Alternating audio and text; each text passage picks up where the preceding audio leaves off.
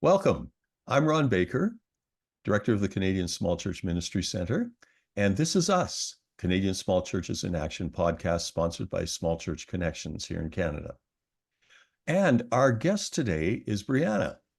I'm not going to say much more about that other than I'll let her tell you who she is and maybe just a little bit of her ministry background, where she's come from, where she's going, and we'll pop in and move from there.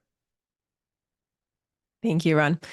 My name is Brianna Matchett, and I am a counseling therapist at my own private practice, which is Garden Counseling, which is in Calgary, Alberta, I where I like live that. I with, like that idea of a garden. Yes, in beautiful Calgary. Yes.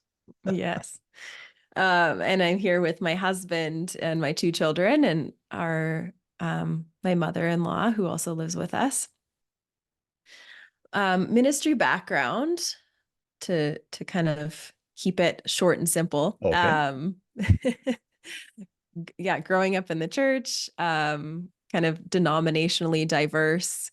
Mm-hmm. Um, really love small churches, the community and the connection that's found in small church communities more than the bigger church, although I see benefit in both. Mm-hmm.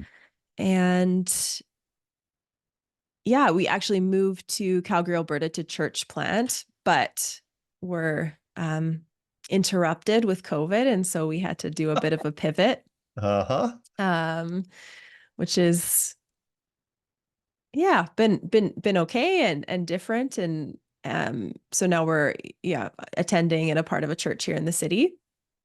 But just generally love church ministry, volunteering. I previously have done a lot of missions, um, years and years ago now, but just traveling to other countries and um, doing a lot of Jesus film ministry. And Just that has been a very practical and very profitable, I must mm-hmm, say, way to evangelize and do missions over the years. Yeah. and very popular at the time. I'm not sure if it is as much now. I think it has changed. And Yeah. maybe we can get into some of that as we talk a little bit about counseling, which is the area that you're really working in nowadays hmm and active in. Uh, Now you talked a little bit about small churches, and you've experienced some of that. One of the large factors in small churches is relationship, and you have to work on relationship. You can do it well or you can do it poorly, but hmm it's always going to be there in a small church, and particularly during times of grieving, we find that there's a lot of possible ministry that can happen. What have you found is the best approach to those who are grieving? Yes, good question. Thank you.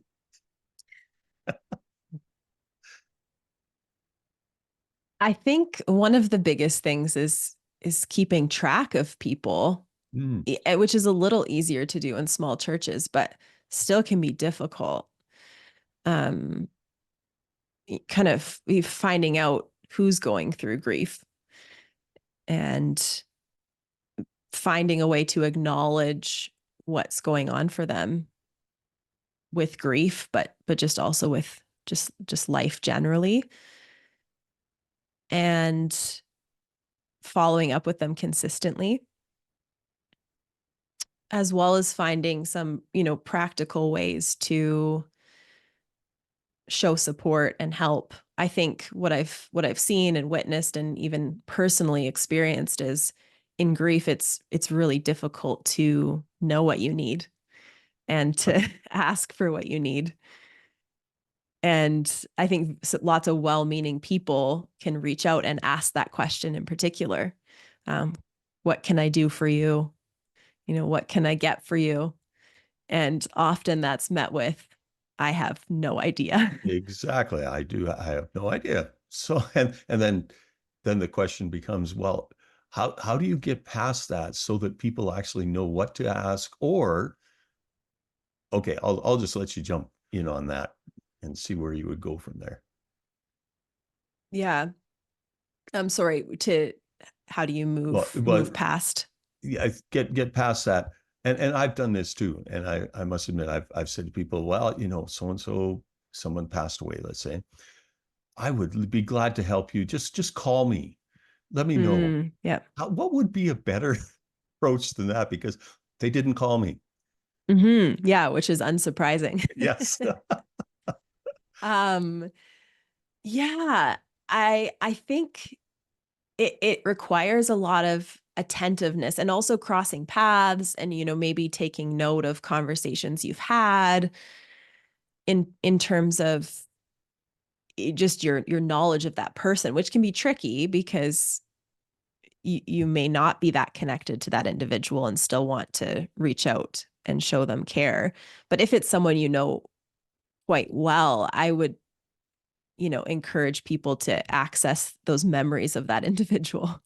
And, what are some things that maybe are not their favorite things to do, or, even in their best moments, they've maybe complained about getting groceries or how they don't like meal planning, or maybe the person that they lost was someone who was responsible for certain household tasks. I Mhm. think those are sort of prime examples of ways to jump in and help. For example, if someone loses their spouse and that spouse did all of the cooking, well, you can, without having to guess, you can just drop off a, hot meal or Yeah.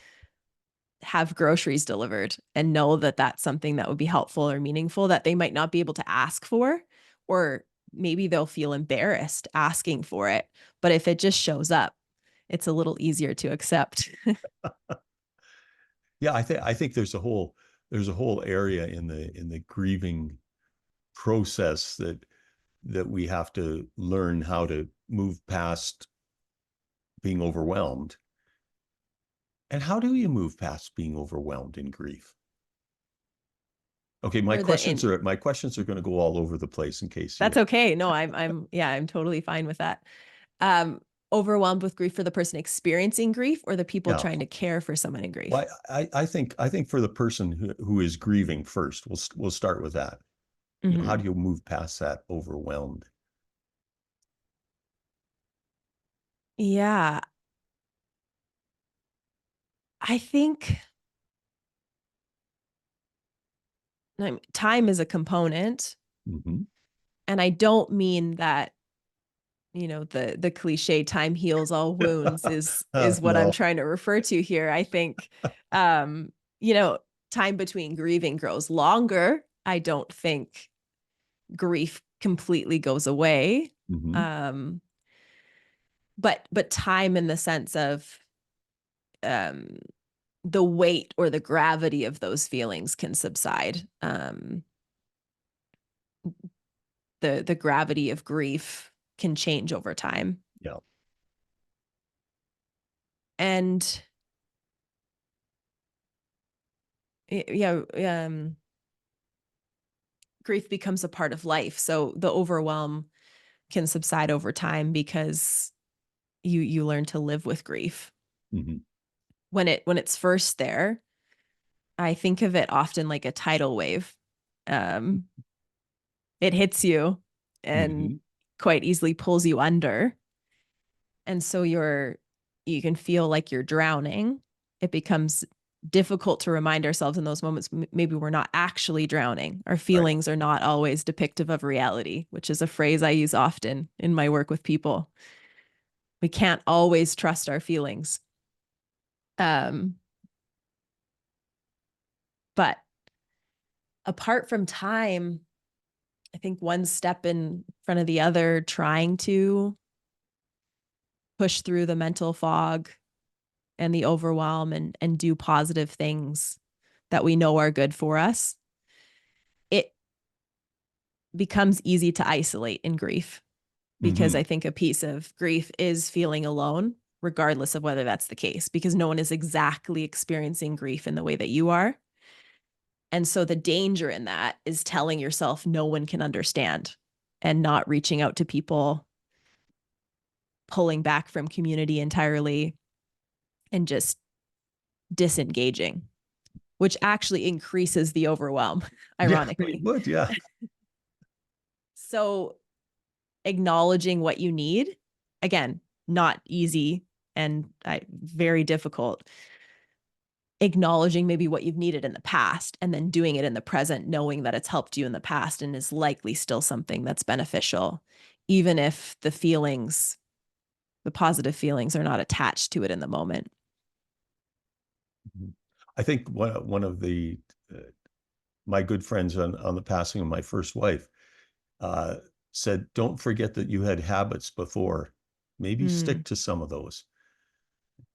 Yes, it becomes very easy to just throw all of those to the wind. Yeah, very much so. And then, yeah, I definitely become overwhelmed. Are there other now let's back up to the other one, which is to say we're trying to care for someone who's grieving, and I feel overwhelmed. I don't know exactly what to do. What might you suggest with that? Mm-hmm. That I would go back to the practical ways to help, as well as trying to find a way to acknowledge what the other person is experiencing. And I wonder if part of the overwhelm for people in trying to care for other people in grief is not knowing what they're experiencing and then feeling some anxiety from that in regard to, well, I've never experienced this, therefore I don't know how to care for this person. But I would say that's not necessary. You don't have to experience the same feelings or have even gone through grief to know how to care for someone. Nor do you need to share your experiences if you have, to somehow convey that you think you understand. I don't think the point is that you need to fully understand, just that you want to communicate you are there and that you find ways to show up and extend invitations, even if they're not accepted, to consistently communicate that you're around and available if, when that individual wants to take you up on that. And don't leave it all up to them to initiate, which is, I appreciate you saying that. Telling someone to call you and let them, let you know what they need may happen, more likely will More not like, happen. exactly. And so finding connection points, whether it's a text, whether it's a phone call, depending, if it's a small community, maybe it is appropriate to just pop by their house because you live in the same area and drop off something with a note, or, kind of acknowledging what they might need depending on the life season that they're in. If you pass by their house and notice that their front yard is overrun with grass, maybe you just pop by and mow the lawn and you don't say anything. Mm-hmm. Yeah. So let me jump to a whole other question in the matter of grieving. We've talked a little bit about the loss of another person in someone else's life. I think there are other ways in which we get into the whole process of grieving because we've lost something. What are some other areas that you've seen or that you understand have been areas of grieving that we can minister to people in?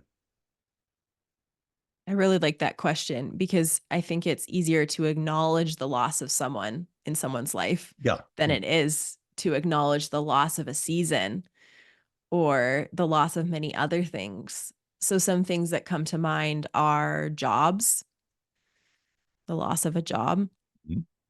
or the change in a job. Sometimes has grief attached to it as well. Um, as well as life transitions. So whether people are becoming new parents, there's a loss in what life was like before kids. Yeah, Some there is, isn't there? hopefully some joy, too, Yeah. but not necessarily, we might be more attached to the grief of what's been left behind in this pretty dramatic and drastic change. And then as kids age and leave the home, that empty nest, which I think people maybe more joke about than acknowledge it as grief, the empty nest syndrome. is actually a quite a big deal. And then there is, I mean, data shows that lots of marriages end around that time as well. And so grief can be compounded. Kids are leaving the home, a marriage is ending. Maybe someone's been a stay-at-home mom their entire life, and now their kids are leaving and their relationship has fallen apart. That's a lot of grief. So I listening seems to be a lot of what you're talking about, Mm-hmm. being attentive and that type of thing. Can you give some further steps and understanding of how, okay, a lot of us aren't really good at that. Um, how can we be better at that whole area of attentiveness, listening? Yeah. A big piece of that is not assuming you know. Okay. I think of more things that people shouldn't do when they listen, Okay. than I think Okay. than I think of what they should do. So I'm going to try to answer that. What should we do? Which would be slow down. Mm-hmm. Think about who you're talking to and the relationship you have with that person. Don't make assumptions. Maintain curiosity Mm. and give your entire focus to the conversation. I think sometimes I've noticed this in church circles. People won't say, "Hey, this is not a good time to have a conversation because I'm, paying attention to five different things and I really want to give you all my focus because this is really important. Can we talk about this after church, or can we schedule a coffee so I can really give you my attention and focus?" A lot of dismissiveness can happen with grief, and I think some of that is just because people are not focused on the conversation. Mm-hmm. So when you talk about dismissiveness, what exactly are you thinking of in that area? Dismissiveness as in offering a cliche phrase, wrapping up a conversation because you have to go, but you're not willing to just say, "I have to go. And I'm so Okay. sorry. This is a terrible time to go." And you're, kind of trying to make yourself feel better in the process of, "Oh yeah, things will get better. Yeah. See you next week."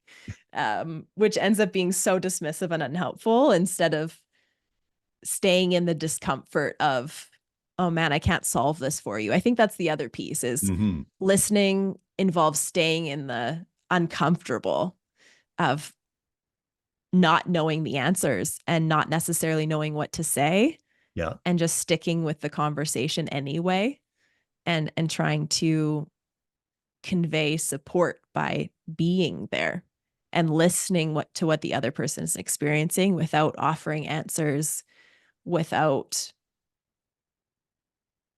having a solution or making a statement about, how it could be worse or things could get better, and staying in the uncomfortable Mm-hmm. because grief is uncomfortable. It definitely is, no question about it. Is there a time where you might come to, here's a piece of advice that I would like to give, or how how do you discern that? Um, Hmm. I'm stepping into the discomfort of questions here. Yes. I think this depends on if you know the person. If you know um, about grief, or you have a thought about something that could be helpful, maybe sit with it for a bit. Like ask, Mm, first discern your motivation in wanting to offer it. Is it out of knowledge of the person? For example, do you happen to know that this individual avoids all of their feelings and tends to throw themselves into work? And you see that that's how they're navigating grief. And so what you want to say is, "Hey, I want to encourage you to consider taking a week off work and taking a vacation or, having a staycation and just letting things settle in. I think that might be entirely appropriate and helpful. Whereas, something like read this book. This is what you need. It will have all the answers. Yes. Might not be as helpful. Mhm. Okay, well that brings me to a question of what are resources would be helpful, both for a person who's going through grieving, but also for someone, you don't just hand the book out. I agree with that. But maybe there comes a point at which you say, here's a resource that may be helpful. Do you have any resources that you would suggest? I personally found A Grief Observed by C.S. Lewis Mm-hmm. helpful around the loss of his wife and what his experience was. I think that's a helpful read, even in just trying to understand maybe what someone in your life is going through in their own grief. Again, not to say to them, I understand, but to give yourself some perspective Mm-hmm. of what they could be experiencing and how you might best show up for them. And then Kate Bowler's book, Everything Happens for a Reason and All the Other Lies I've Loved, is a favorite of mine. For me, it pinpointed all the things that people would unhelpfully say in grief, and good for those experiencing grief to kind of laugh through some of those moments Mm-hmm. or cry through some of those moments. And also, again, once again, if you're trying to come alongside someone experiencing grief, giving you perspective and insight as to what may and may not be helpful. And then finally, it's a fiction book about a boy who loses his mother and just how he kind of goes through his whole life with grief. And it's the book The Goldfinch. And Oh. there were some quotes in there around grief, and just I found it a helpful just narrative, right? It's not telling you how to go through grief or what that looks like, but instead someone's story of navigating grief. Mm-hmm. Okay, let me just pursue a little further. Are there people or circumstances that have helped you understand grief? Um, maybe they've been going through grief. You've learned something from them. I guess I'm asking, if you step outside of some of the written resources, what other resources have you found that people might be able to go to understand better?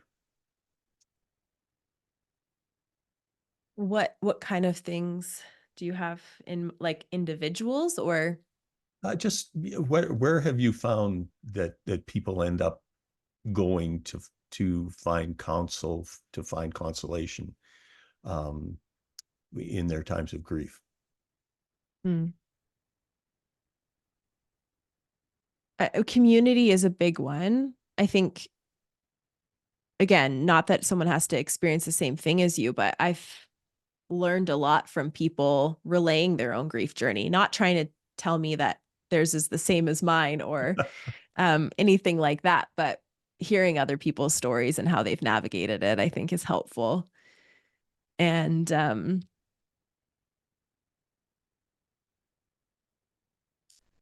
yeah, hearing stories, there's so much healing that comes from people's stories, and crying together, and being with people who just care about you, even if they don't understand. Apart from that, I think, nature, sometimes standing in front of a mountain and seeing it as massive and, gives you perspective that even though this grief feels so large and looming, maybe someday it will feel a little less that way. Mhm. Um, and that might be like digging around in the dirt in the garden. I think nature is so healing and helpful. It also doesn't give you answers and tell you what to do, which is maybe helpful in that moment as well. Journaling, trying to sort through the mental fog, the confusion that is there. Yeah, I think, I love the Psalms of Lament Mm. as something to turn to as well. There have been many moments in life where, in not knowing what to pray, to turn to one of those Psalms and, just how long, oh Lord, how long will I be here? Um, and just to sit with that, and sometimes just getting out all the feelings and confusion is helpful, whether that's through prayer or just in a quiet room Mhm. speaking aloud, which I think still is prayer. Yes, I agree. Apart from that, sometimes learning more about grief, like there are some models of grief. Um, Elizabeth Kubler-Ross talks about denial, anger, bargaining, depression, acceptance. The caution I have with that is trying to identify what stage you're in and telling yourself you're almost through grief. Yeah, it's not quite as linear, at least in my experience, as what, yeah, Kubler-Ross may have sort of. Well, I don't think it was intimated, but we took it as being linear. Yeah. Yes, and it's not. That's No. what I tell people. It's a circle and you kind of ping pong around that circle. Um, and then Therese Rando talks about the 6 R's of mourning. Again, not linear, but the 6 R's of mourning. And then William Worden talks about the 4 tasks of mourning, which is working through the pain of grief, accepting the reality of the loss, adjusting to an environment in which that person or thing is missing, and then finding an enduring connection with that loss while going forward. Mhm. I think in the midst of all this, and we're running almost to the end, so I could start on a whole other tangent, which would be, I'm sure, interesting. But but I want to come back to just the small church thing, and again, relationships, leaders in churches. What would be what would be a way in which they can help others to inspire them, maybe in ministering in the whole area of grief and grieving? I think encouraging those leaders to not take it all upon themselves That's a tough and one. for it to become something that maybe they're inspired to do, but they inspire other people to do. It's not all in one person to care for every single person grieving. But one thing that I think is quite helpful for anyone trying to help people grieving is to not try to just rely on memory. So to write things down Okay. and to pay attention to anniversaries of loss. It's quite common for people to show up in the initial stages of loss and grief for people. Someone close to me has said, grief shows up early and stays late, but our friends arrive late and leave early. And Okay. Yeah. I love that so much because I think it fits so well with what I've seen, with what I've experienced. And so my piece of advice is around figuring out a way to stay late, Hmm. which I think one of those ways is writing down these significant events in people's lives, in a small church community.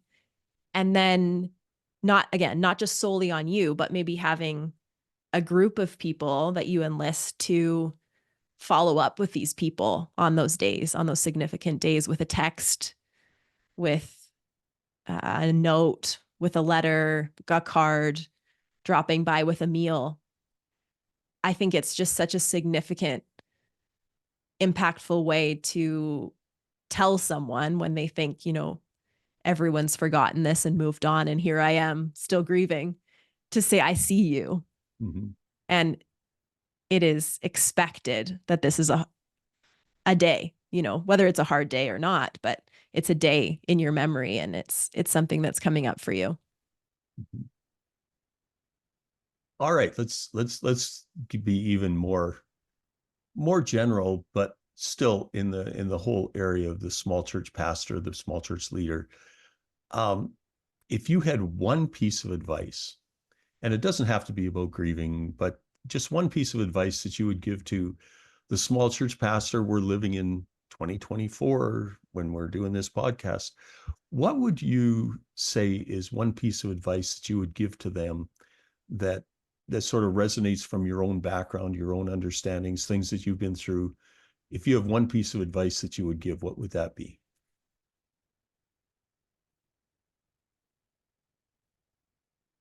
Try to learn about grief. Maybe teach about grief. Okay. That's a very hard one. And yeah, one piece of advice. That's a tough one.